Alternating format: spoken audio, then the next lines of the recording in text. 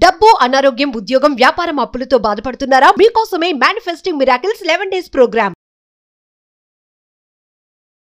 నమస్తే అమ్మా. నమస్తే. అమ్మా, పిల్లల్ని కనాలంటే ఈ రోజుల్లో చాలా భయపడుతున్నారు. అందులో ఆడపిల్లల్ని కనాలంటే భయం వేసిపోతుంది. అసలు చూసారా, 3 ఏళ్ల పాపని, 4 ఏళ్ల పాపని ఆఖరికి 8 ఏళ్ళకి దిగిపడిపోయిందమ్మా మన సమాజం. అత్యాచారం చేశాడంట సొంత తాతయ్య. వామ్మో! నిజంగా టెన్షన్ వస్తుంది. అసలు ఆడపిల్లని పెంచే తల్లిదండ్రులు ఎలాంటి జాగ్రత్తలు తీసుకోవాలి? ఇంకా అసలు స్కూల్‌కి పంపించాలన్నా భయమేస్తోందమ్మా. అంటే అది అందరి విషయంలోనూ వర్తించదు. కానీ ఆడపిల్లలు లేకపోతే అసలు సృష్టే ఉండదు కదా! ఆడపిల్లలు డెఫినెట్‌గా ఉండాలి. ఆడ, మగ ఇద్దరు పిల్లలు ఉండాలి. ఆడపిల్ల, మగ పిల్లలు ఇద్దరు ఉండాలి. ఒక ఆడపిల్లల వల్లే ఇది ఏం కాదు. కానీ పిల్లల్ని మనం జాగ్రత్తగా పెంచడంలో అందరికీ అలాగ జరుగుతుందని ఏదో బ్యాడ్ లక్ లేకపోతే ఏంటో ఆ కర్మ అలాంటప్పుడు జరుగుతూ ఉంటుంది. కానీ నిజంగా మనం ఆలోచించదగింది ఆడపిల్లల్ని కనడమే మంచిదని నేను అనుకుంటాను. ఎందుకంటే ఇప్పుడు ఉండే సమాజంలో ఆడపిల్లలు ఎంత ముందుకు వెళుతున్నారు, ఎంత బాగా చదువుకుంటున్నారు, పై చదువులు చదువుకొని ఎంత ఎత్తుకి ఎదగాలో అంత ఎత్తుకి ఎదుగుతున్నారు. వాళ్ళు సమాజంలో మంచి సేవలు చేస్తున్నారు. మనకు తెలిసిన ఆడపిల్లలు అందరూ కూడా ఎక్కడో ఉన్నారు ఆడపిల్లలు. కానీ ఇప్పుడు మగపిల్లల గురించి ఆలోచిస్తే వాళ్ళు ఎక్కువ తప్పుదారిలో నడవడానికి అవకాశాలు ఉన్నాయి. ఎందుకంటే ఫ్రెండ్స్ తోటి వెళ్ళడమో లేకపోతే ఇవి చేయడమో, కాలేజీలకు వెళ్ళేటప్పటికి వీళ్ళు అల్లర్లు చేయడం ఇవన్నీని. ఇప్పుడు మగ ఆడ తేడా ఎక్కడుందమ్మా? లేదు, ఇద్దరు సమానంగా అలాగా వెళ్తున్నారు. వెళ్తున్నారు. వీళ్ళు పబ్‌లోకి వెళ్తున్నారు, ఆ, వీళ్ళు తాగేస్తున్నారు, అదే సిగరెట్లు అన్నీ నడుస్తున్నాయిగా. నడుస్తున్నాయి. కానీ అందరూ అలా కదా. అంటే కొన్ని ప్రాంతాల్లో నేను చెప్తున్నాను. ఇప్పుడు నాకు తెలిసి కేరళ లాంటిది తెలియదు కానీ తమిళనాడులో మాత్రం ఇంత విచ్చలవిడితనం లేదు. హ్మ్. తమిళనాడులో ఇంత విచ్చలవిడితనం, భయం, భక్తి, తల్లిదండ్రులు అంటే ఒక గౌరవం, వాళ్ళు చెప్పిన మాట వినడం అవన్నీ ఉన్నాయి ఇంకా తమిళనాడులో. హ్మ్. పొద్దుటే లేవడం, వాళ్ళు రెడీ అవ్వడం, స్కూల్కి వెళ్ళడం, వాళ్ళ ఇంట్లో పనులు చేసుకోవడం అవన్నీ చేస్తున్నారు. అదే ఇక్కడ చూస్తే అసలు ఆడపిల్లల్ని చూస్తే భయం వేస్తుంది. నిజంగానే భయం వేస్తుంది నాకు చూసి. ఏంటి ఇలా ఉన్నారా అని అనుకుంటున్నాను. సినిమా ఇండస్ట్రీలో ఉండి, ఈ రంగుల ప్రపంచంలో ఉండి కూడా మీరు అలా అంటున్నారంటే అవును, ఆలోచించండి. ఇంకా ఎంత ఫాస్ట్ స్పేస్‌లో నడుస్తోందో. అవును. పిల్లలు చెప్ ఎలా చెప్పాలో కూడా అర్థం కాని పరిస్థితుల్లో ఉన్నారు. ఈ ఆడపిల్లలా వీళ్ళు ఏంటిది ఇలా తయారవుతున్నారు, ఇంట్లో తల్లిదండ్రులు చెప్పరా? కొంత వాళ్ళ బాధ్యత కూడా కొంత ఉంది. నేను మాత్రం చెప్తాను, తల్లిదండ్రుల బాధ్యత కూడా కొంత ఉంది. పిల్లల్ని వాళ్ళు ఉండే ప్రొఫెషన్, వాళ్ళు జాబులు చేసుకుంటూ ఉరుకులు పరుగులతోటి వెళ్ళేటప్పుడు వీళ్ళ మీద కాన్సన్ట్రేట్ చేయకుండా పెరుగుతున్నారులే, తింటున్నారులే, వెళుతున్నారులే అని ఇంట్లో పని మనుషులను పెట్టేసి వాళ్ళు పెరుగుతున్నారులే అని ఊరుకుంటున్నారు తప్ప పొద్దుట లేచి ఏంటి ఇవాళ ఇదేం చేసింది, ఇంటికి వచ్చిన తర్వాత తల్లో తండ్రి అసలు ఏంటి ఈ పిల్లలు అని వీళ్ళు ఆలోచించగలిగితే తప్పకుండా వాళ్ళ భవిష్యత్తు కూడా బాగుంటుంది. ఆ తీరిక తల్లిదండ్రులకు ఉండటం లేదు. అది వాళ్ళ తప్పు కూడా కాదు. ఈ సంపాదించాలి, ఫ్యామిలీని పోషించుకోవాలి అన్న పరిస్థితుల్లో ఉన్న తల్లిదండ్రులు ఇప్పుడు భార్యాభర్త ఇద్దరు జాబులు చేస్తే తప్ప గడవటం లేదు. ఇప్పుడు అవును. ఒక్కళ్ళ జాబ్ తోటి అవ్వడం లేదు పరిస్థితి. అవును. పిల్లల్ని పెంచుకోవాలన్నా, వాళ్ళ కాలేజీలు, వాళ్ళ చదువులు అన్నీ చూసుకోవాలన్నా కూడా జరగటం లేదు. సో ఇద్దరు కంపల్సరిగా పని చేయాలి. ఆ పని చేసినప్పుడు ఏమవుతుందంటే ఇంటికి వచ్చేటప్పటికి నీరసం వచ్చేస్తుంది. ఈ పిల్లలు పొద్దున్నుంచి ఏం చేశారో తెలీదు. సక్రమంగా స్కూల్‌కి వెళ్ళారా, వచ్చారా, స్కూల్‌లో ఏం జరిగింది అని ఆలోచించే పరిస్థితి వీళ్ళకి లేదు. ఆ టైము లేదు.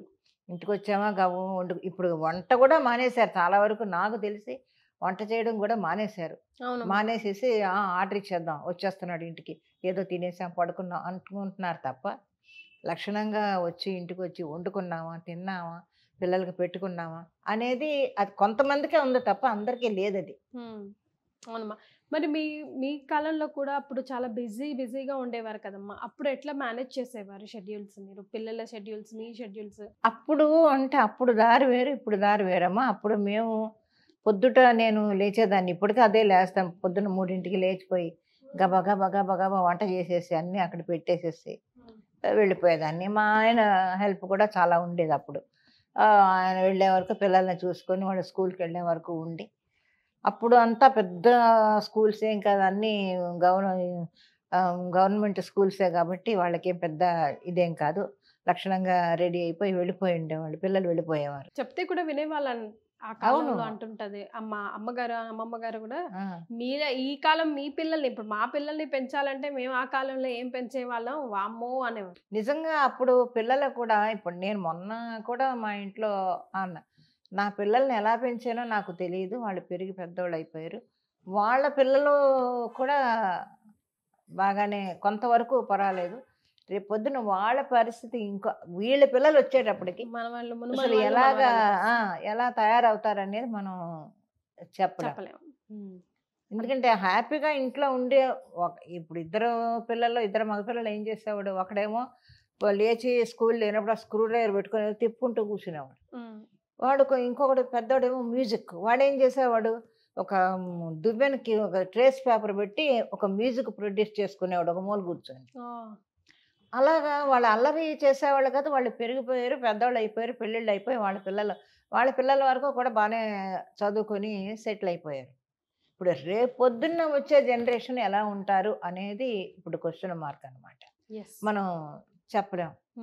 ముఖ్యంగా ఆడపిల్లల్ని పెంచే తల్లిదండ్రులకి ఏం సజెషన్ ఇస్తారమ్మా? అదే చెప్తున్నాను కదా, ముందు తల్లి మెయిన్ ఏంటంటే తల్లి దగ్గరుండి పిల్లని ఆడపిల్లని మగపిల్లని కాదు, పిల్లల్ని లేచిన దగ్గర నుంచి స్కూల్కి వెళ్ళి మళ్ళీ సాయంత్రం వచ్చే వరకు ఈవిడ జాబ్ చేస్తున్నా కూడా ఒక కన్ను వాళ్ళ మీద మానిటరింగ్ చేస్తూ ఉండాలి. ఏం చేస్తున్నారు వీళ్ళు, ఎక్కడికి వెళ్తున్నారు.